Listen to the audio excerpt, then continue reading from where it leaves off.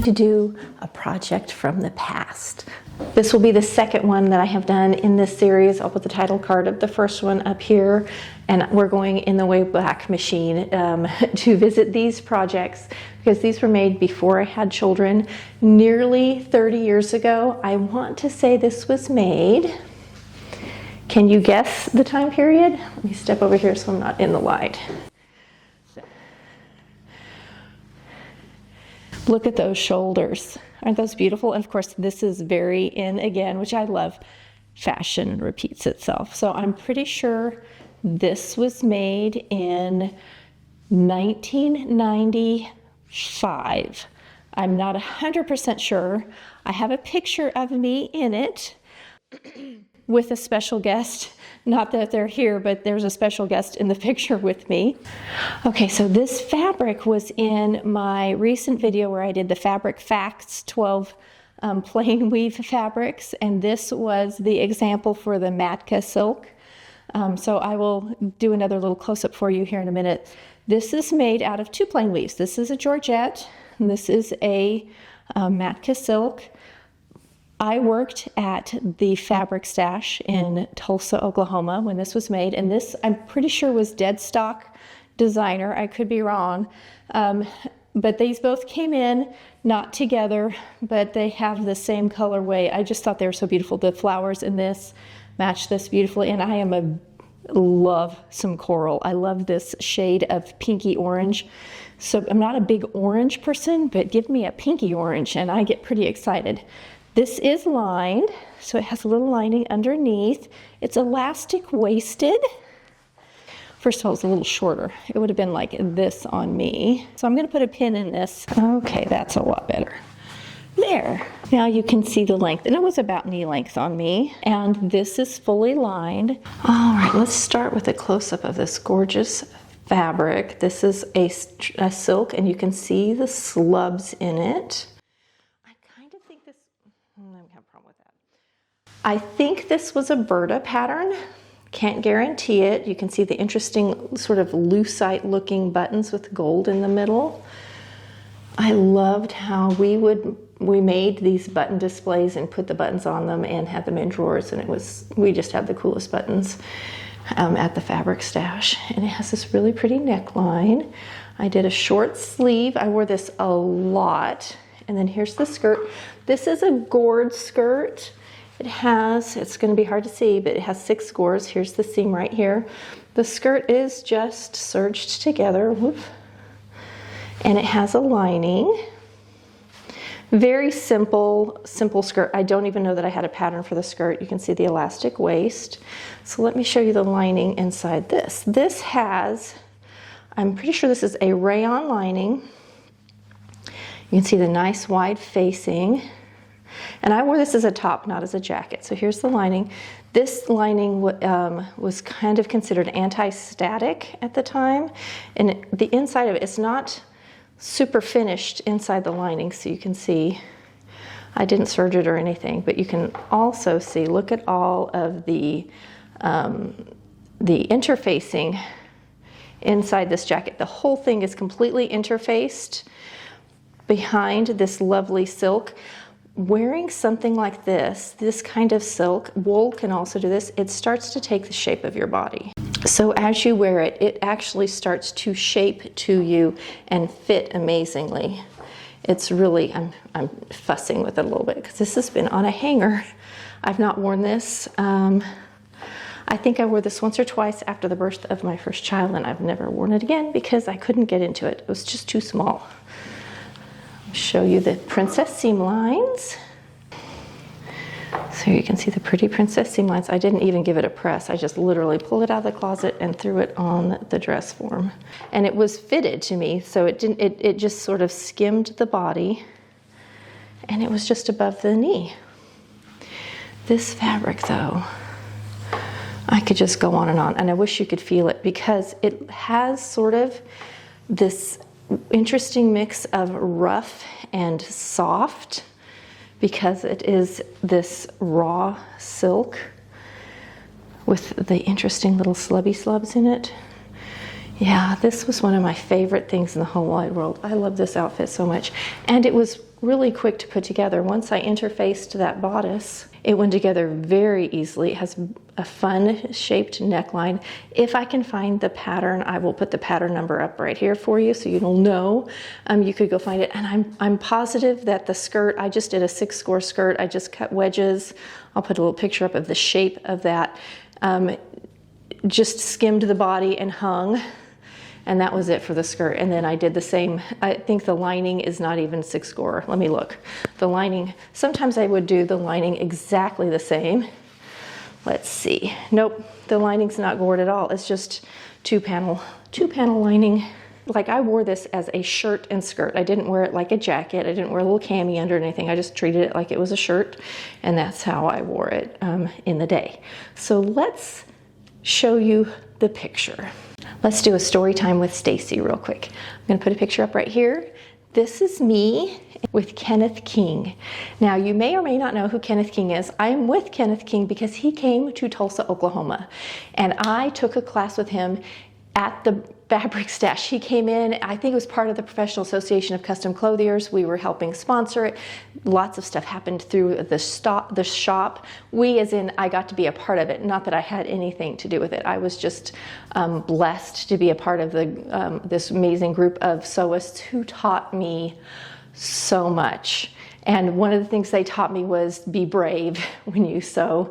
One of the best things that they bestowed upon me in their wisdom and in their experience was to just go for it, give it a go. So it was really wonderful to be in that amazing creative group. They really fed off of each other. They really spurned each other on. They were always coming up with interesting and fun things.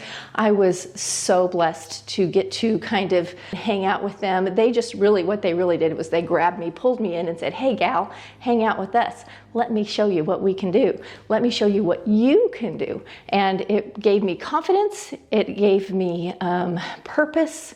It was wonderful. Do you know Kenneth King? He has been in my purview since college. At the time he was doing things with, like Bernina had a show. It's just a very faded memory now, but I remember him being on there teaching classes on a Bernina sewing machine. Bernina sponsored it. He is still teaching classes. If you want to understand fit and design, check him out on Instagram. I'm just going to put his little handle down here. Go check out Kenneth King. He teaches still in the classroom. He's in New York. I got to take a very short, intimate hands-on class where we worked with braids and layered braids and did this beautiful, interesting decoration. He taught the class. He was hilarious. He had us rolling through the entire thing. He was very fun. He was very creative. He was very encouraging. He is one of those who's a natural teacher, and it was such an honor to get to just sit in a class with him. He will not remember me. I will be, talk about a distant memory, some young kid he taught in Oklahoma when he was passing through on the tour, but it was wonderful.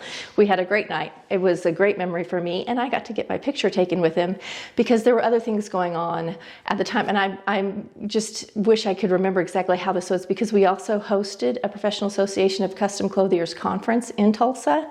We were part of that. I actually got to do a little speaking at that as a very young sewist, 23, 24, something like that. I got to be a part of that, which was really, again, a blessing, a wonderful experience, a great way to help me grow in a safe and protected way. There were a lot of people there. It was a really fun experience. When I moved back, as an aside, when I moved back to Tulsa, the first thing I did was to look up to see if they still had a PAC chapter. And I know the name has changed, but it was Professional Association of Clothiers at the time, and I was a member at the time. I even got juried in children's clothing right after I had my first daughter through them. They have a jurying process. Anyway, I did all that back in the day, and I thought, I'm going to jump back into that organization, if nothing else, to be around the creative, interesting people and to kind of get a creative community community around me. And it doesn't look like they have anything like that anymore. Like it's changed. It's more regional. I couldn't find where there was any little meetings nearby. So sad. If you're in the Tulsa area and you know, please leave me a comment. Let me know. I am super interested in figuring this thing out because I missed that group of ladies, and I'm sure they're still together, or at least know each other. They're older, as we all are, but I would love to reconnect in some way with that group of creativity, and to have it hands-on, which is what you guys do for me. This group here has become my creative community. I love the comments that are left behind. I love that we have every range of sewist, from somebody who is trying for the first time to somebody who's literally been sewing for 50 years, has had tons of experience, other people like me who've done it for businesses or who've done it professionally, who have degrees in it. All of those people kind of hang out in the comments, encourage each other and talk, and I love that. All that's a tangent. So here I am in this outfit with Kenneth King. I know there was a fashion show. This was taken, I think, at the fashion show or at one of the speaking events. I'm not sure, but I wore it for that. I don't know that I made it for this event. I can't remember, but I remember thinking, oh, I look good in that. I am gonna wear that. The shoes I am wearing in this disintegrated last week. I put them on to wear to the wedding, and literally the heel just crumbled. I found a new pair. So I'll show you at the end the new pair that are very similar. Those were 30 years old nearly. I got another pair. I actually bought the shoes to wear for a United Way event that my husband was one of the executive fundraisers for when we were first married through his company. And we had a very fun function at the end with a bunch of business people. It was sort of a new experience for him and I, because we both were in our young 20s at the time. And I made another beautiful dress that I will show you sometime, another silk dress that I love. And I don't know if I have any pictures of me in it at the time. Sadly, who was going to take my picture? The reason I got a picture in this is because I had all those lovely ladies around me who were like, you're not leaving till we get a picture of you in your dress, and I appreciate that so much. So that is this lovely and gorgeous project. I would love to make another one. I think I've mentioned this before, but I am in the slide of size right now. All my clothes, like my pants that I'm wearing right now, are enormous. They have darts in them. They need darted again. I'm kind of just in the changing of sizes. So I'm not going to go buy myself some $70 silk for today, because the transition is happening and I know I won't be able to wear it in a couple of months. So I'm making a lot of things that will fit me as I change sizes, and you're going to notice that in the next few projects. They are things that I can wear 20 pounds from now and they're still going to fit, because I am definitely on the slow slide smaller. I don't know where it will land. Our bodies just sometimes decide to change, and I'm definitely in that moment right now. So I'm going to look a little different, but not a lot. I'm always going to be curvy and probably plus size, because that's just how my body is, and that's okay. But I don't want to sew for a body that I'm not going to be in much longer. I don't want to make some gorgeous clothes that I can't wear. So I'm being very cognizant of that. I'm also going to be sewing for some others. I'm going to have a couple really cute projects that I'm going to be doing in the next week or two for my daughter. They will show up on here because she lives in another state, and it's difficult for me to fit and get everything right, get it sent to her, get pictures, all that. So I will just model it on the dress form most likely. If I can get a picture of her in it, I will definitely put it up here. So be looking, and she is the other side. So if you're not a plus size sewist, maybe you're somebody who sews for tall and thin, or you're tall and thin, or short and thin, or whatever. She's curvy, but she's long and thin. And so fit is difficult for her because she has the same shape I have, but very thin. So she buys clothes, and if she gets it to fit her hips, and then her waist does the same thing my waist does, right? She needs it taken in. So everybody has fit issues. It can be from any, because we're all so interesting. We all are human beings with arms and legs and things, but we really get put together in different ways, which makes sewing so fun. Sewing helps us because we can make the fit beautiful for our own personal shape. And then you feel empowered and you feel confident, and you feel happier in your clothes when they fit you properly. And that is the number one reason why I am a proponent for sewing for everyone. Even if you just learn some basics for fit, like you don't want to make your own clothes, but you want to make them fit better. So next week, I'm going to have a short video where I show the easiest way to do the darts in pants in the back. So if you're apple bottom, if you're full in the rear, pear-shaped, whatever fruit you want to choose, if you're a curvy hourglass and you always are having problems with your pants gapping in the back, next week come back. I've got a very short video, but it's just on darting ready to wear clothing for fit. And this is for all sewists out there. Even if you're never going to make your own pants, you can make the pants you buy fit you better and feel better in them. So come back next week for that. And leave me a comment on this. I know this stuff is back in. Would you wear this today? I so would. I would pull this out and wear it today. Even though it's got quite a heavy shoulder pad in it, I probably would do a little less of a shoulder pad.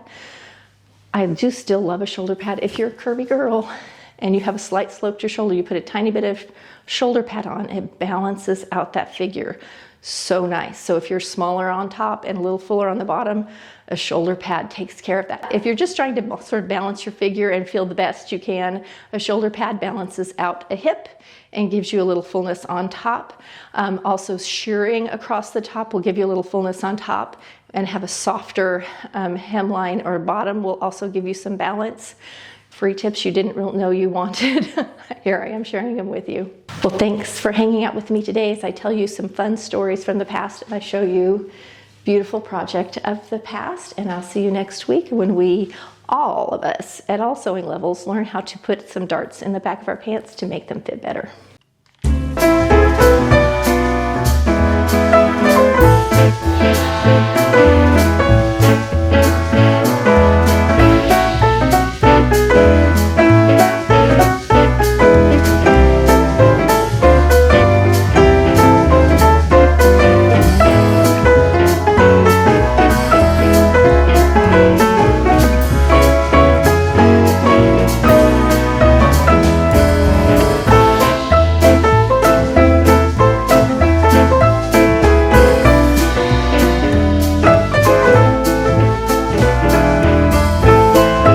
I didn't let me show you.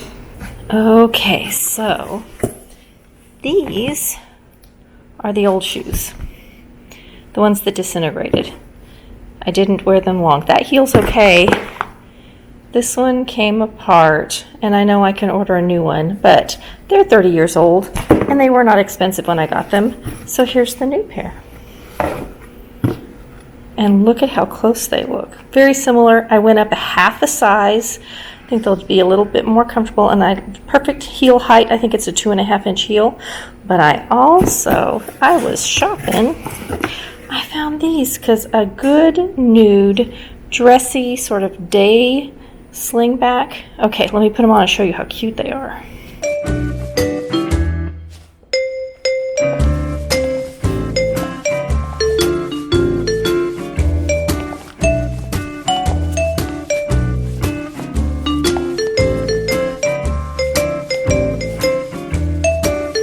So those are the fun shoes that I found this week. If you want them too, they'll be linked down below. It's part of my Amazon shop. I'll earn a few pennies on it if you click the link and you want them. And I will see you next week for another fun sewing video.